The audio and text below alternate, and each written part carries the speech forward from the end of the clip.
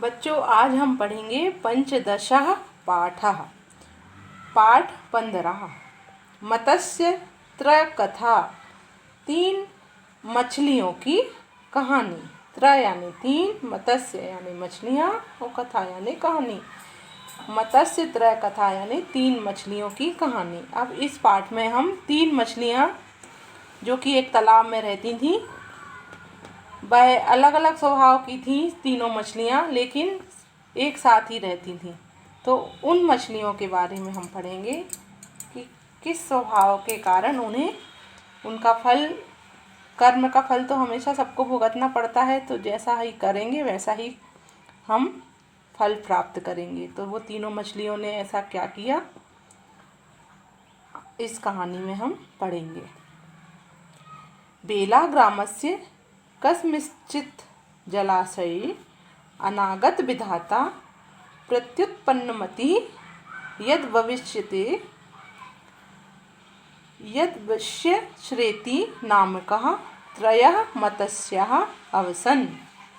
बेला ग्राम के किसी जलाशय में अनागत विधाता, प्रत्युत्पन्नमति और यद भविष्यत नामक 3 मछलियाँ रहती थीं।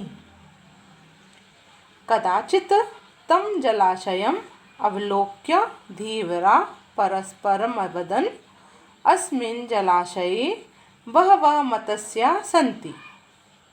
प्रभाते अस्माभिः अत्र अवश्यमेव आगन्तव्यम् इति।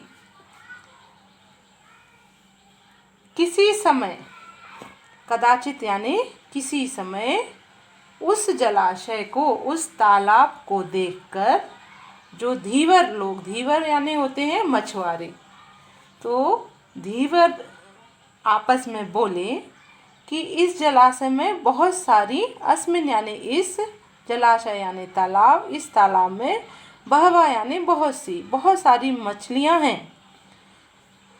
अब हम क्या करेंगे, हम कल जो सुबह होगी, प्रभाते यानी सुबह, जब बिल्कुल सूर्य उगता है, हम कल आएंगे यहाँ पर और अवश्य ही हम मछलियों को पकड़कर ले जाएंगे। तो एतादृशं निश्चयं कृत्वा ते अगच्छन्। ऐसा निश्चय करके वह सब मछुआरे वहाँ से चले गए।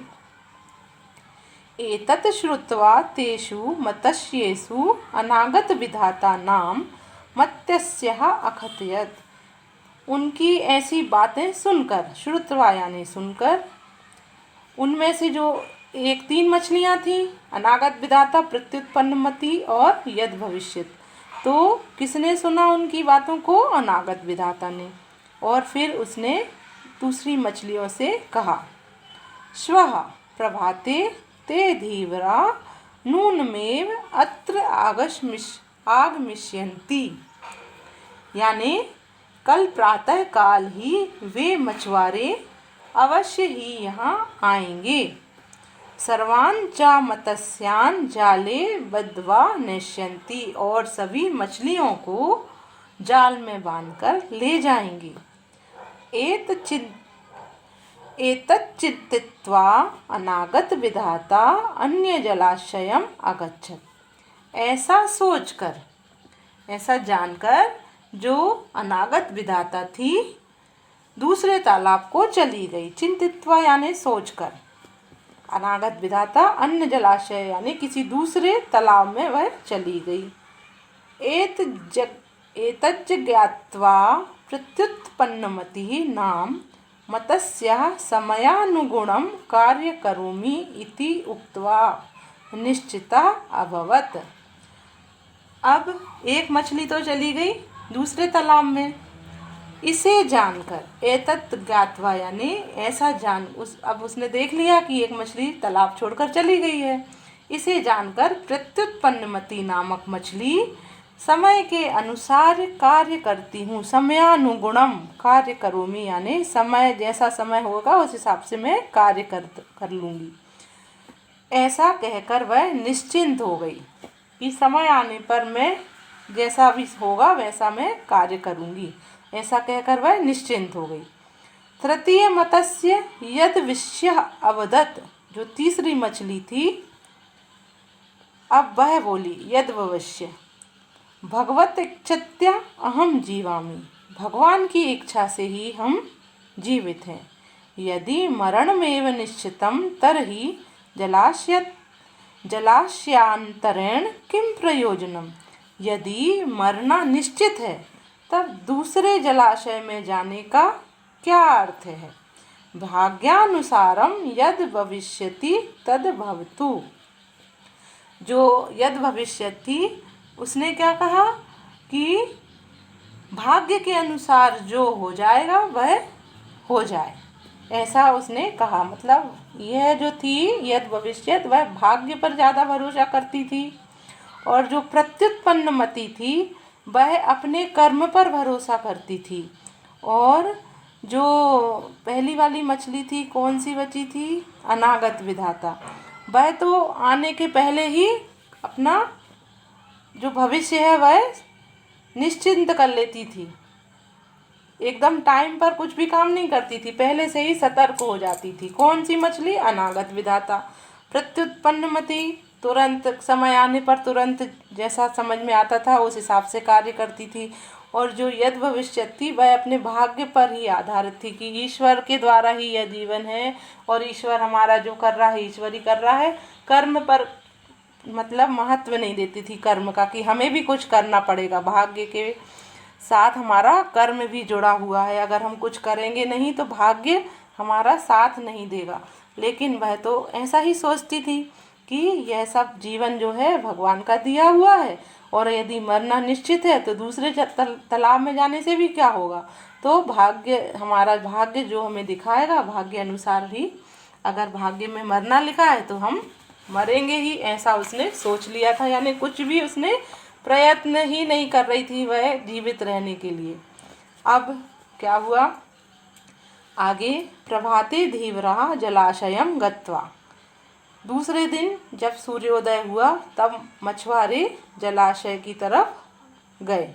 जालम प्रसार्य मत्स्यान अग्रहणम, जाल को उन्होंने फैला दिया और मछलियों को पकड़ लिया। प्रत्युत्पन्नमति मृतः एव अतिष्ठत, अब जो मछली कह रही थी ना कि मैं समय आने पर ही कार्य करूंगी, जैसा समय होगा जैसा टाइम होगा उस हिसाब से मैं सोचकर कार्य कर लूँगी, तो वह जो मछली थी वह कैसी हो गई, मरे जैसी हो गई। मृत एव यानी बिल्कुल मर गई, आंख बंद कर ली उसने, हिले डोले भी नहीं, कुछ भी नहीं किया।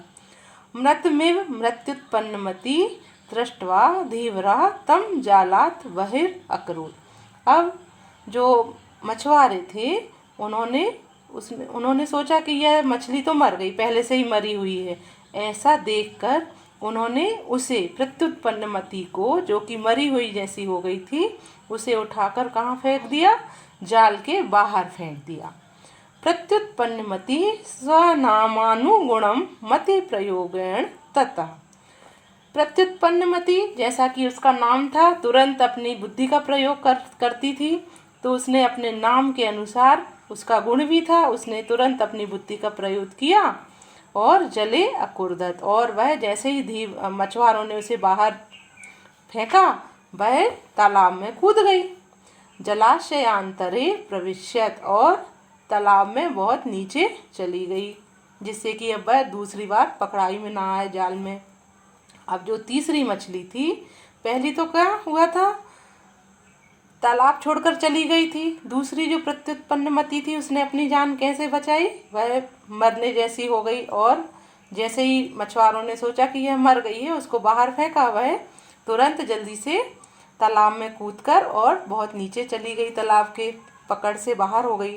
अब जो तीसरी मछली थी, तृतीयः मत्स्यः जाले पतितः, उसने क्या किया, तीसरी मछली जाल में गिर जाने से फंस गई थी। अब जाल में पतिता यानी गिरना, जो तीसरी मछली जाल में फंस गई थी वह धीवरे कर्तिता मृतश्च अभवत, धीवरों द्वारा, जो मछुआरे थे उनके द्वारा काटी गई, मतलब कर्तिता यानी काट दी गई। अब वह मरने के पहले क्या बोली, तच्चोक्तम, वह मरने के पहले वह मछली क्या बोली, अनागत विधाता, जो कि भाग्य पर ही निर्भर थी, उसने कभी कर्म करने का सोचा ही नहीं। जो भगवान करेंगे वही हमारे लिए ठीक है, अगर मरना निश्चित है तो मरना ही निश्चित, मर ही जाएंगे, ऐसा ही उसने सोचा था। उसने कोई भी अपना कार्य ना तो कहीं गई और ना ही उसने अपनी बुद्धि का प्रयोग किया। तो अब उसने बाद में क्या कह रही है, मरते टाइम उसको बुद्धि आई। अनागत विधाता चा प्रत्युत्पन्नमति स्थिता, यानी कि अनागत विधाता और प्रत्युत्पन्नमति ये दोनों सुख से वृद्धि को प्राप्त हुई। क्यों हुई सुख से वृद्धि को प्राप्त?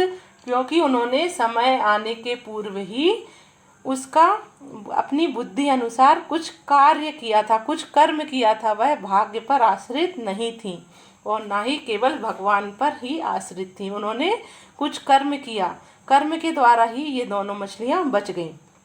द्वावे तो सुख में देते यद विषयो विनश्यति, और जो यद विश्यत नाम की मछली थी वह नष्ट हो गई।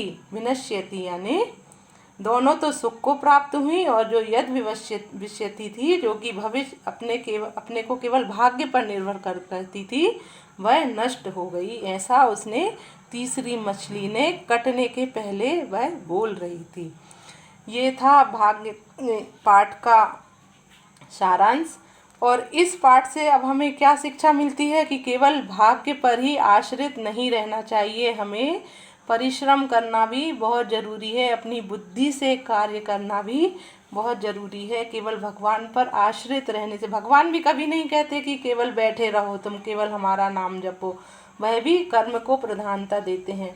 तो इस पाठ में हमने कर्म की प्रधानता को देखा, बुद्धि की प्रधानता को देखा, और जो केवल भगवान पर आश्रित रहते हैं उनका हश्र भी देखा।